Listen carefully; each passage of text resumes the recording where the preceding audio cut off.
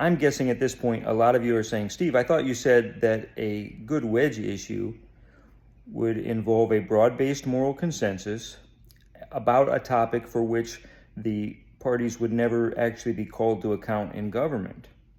How could something as controversial as abortion and as real to this very day have made an effective wedge issue for the Republicans? What were they thinking? How could this be true? And those are good questions, but to answer them, we need to go back to January of 1973, when the Supreme Court issued Roe v. Wade, and look at the legal framework that they set forth that governed abortion law over the next 50 years. And in Roe v. Wade, the Supreme Court did a number of things that were controversial. They thought that it was a straightforward constitutional analysis, I think. I don't believe that they ever thought it would be nearly as controversial as it was. But they recognized very straightforwardly, as they had done earlier in 1967 in Griswold v. Connecticut, that the Constitution contains within it a right to privacy.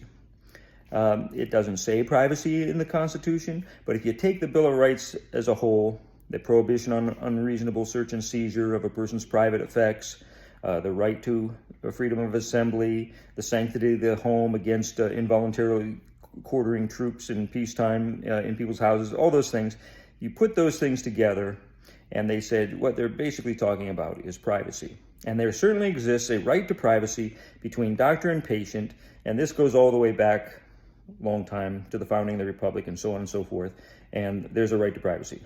Now, of course, a lot of conservatives objected to this because they only love extrapolations from the Constitution that involve extension of government power for things that they want the government to be able to do, like pass immigration laws, which are nowhere authorized to Congress.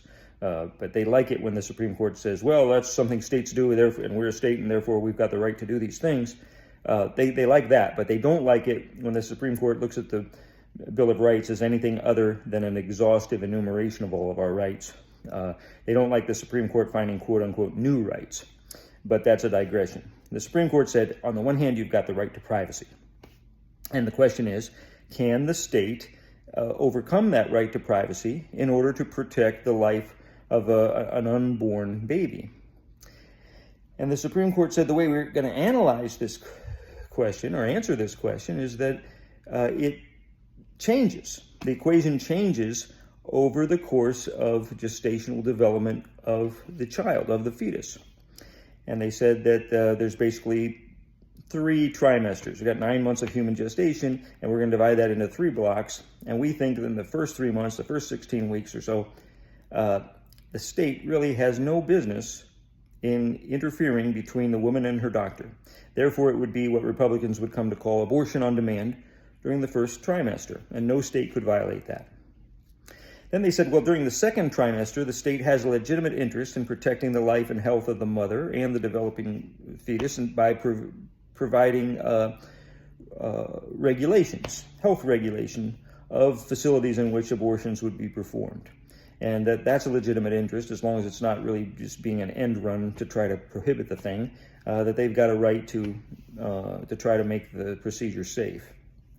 And in the third trimester, they said the state's interest becomes compelling because now the baby's almost born, and we've got something that we easily recognize as a human. They said, we don't know when life begins exactly. The doctors, scientists, theologians, philosophers, they all disagree. We don't know the answer. We're not going to decide that. But we can at least see that in the last 3 months, there's at least a potential human life there. We can see that that's a human, and the state can prohibit abortions in the final trimester, basically. Except where it would endanger the life or health of the mother. Now, the Republicans looked at the phrase health of the mother as a huge loophole because in most states, I think, it turned out that health of the mother included psychological health and so on, and there really was no inquiry into whether her health was literally at stake. And the Supreme Court, I'm sure, thought that's as it should be, as did most people. Eventually, I think a consensus developed among most people that they did not want people held to answer in criminal court for these decisions. But Republicans would later come to criticize this as abortion on demand. And so the way this became a wedge issue was the enunciation of the decision itself, of course, against a backdrop of the fact that some 38% of the country at the time was Roman Catholic. And most Roman Catholics, believe it or not, used to be Democrats because there was a large overlap between Southern and Eastern European migration to the United States and Roman Catholicism or Eastern Orthodoxy. So the Republican operatives realized that they had a potential to split off a huge portion of the Democratic constituency if they could paint their opponents as in favor of abortion while they were pro-life, in conformity with the teachings of the Catholic Church and the Eastern Orthodox Church. Now, among the figures who are very interesting in this is a man who's been almost forgotten to history, didn't die that long ago. His name was Paul Weyrich.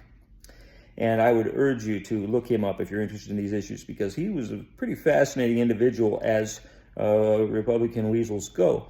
He had an interesting combination of things in his political life, but I think they all came down to an instinctual constitutional conservatism, and I mean not by the U.S. Constitution, but I mean in the constitution of his person, his personality, his psychology, his humanity was very much committed to finding the old way and finding the answers in the past. And he's a guy who actually defected from the Roman Catholic Church when they got rid of the Latin Mass and became Eastern Orthodox. And in 1979, he and the guy who became much more famous for it, the Southern Baptist preacher Jerry Falwell, and founder of Liberty University in Virginia, in Lynchburg, Virginia,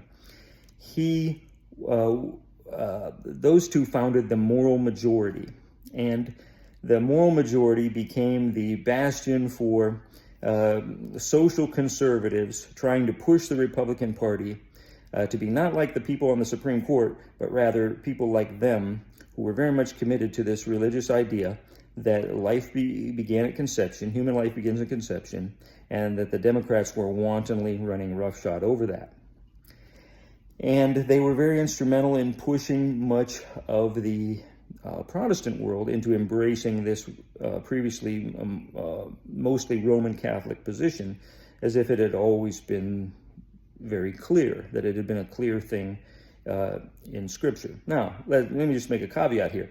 There is abundant evidence in Scripture that we're talking about human life even in utero, but there are also other things in Scripture that point to the fact that life seems to be a little less valued than life that's out walking around. I'm just going to leave it at that, and people can argue about that all they want, but nevertheless, there was a good chunk of Americans, maybe 45%, for which the Republicans began to lick their chops when they realized that these people from the Moral Majority, your Paul Weyrich true believer types, were going to agitate about this issue.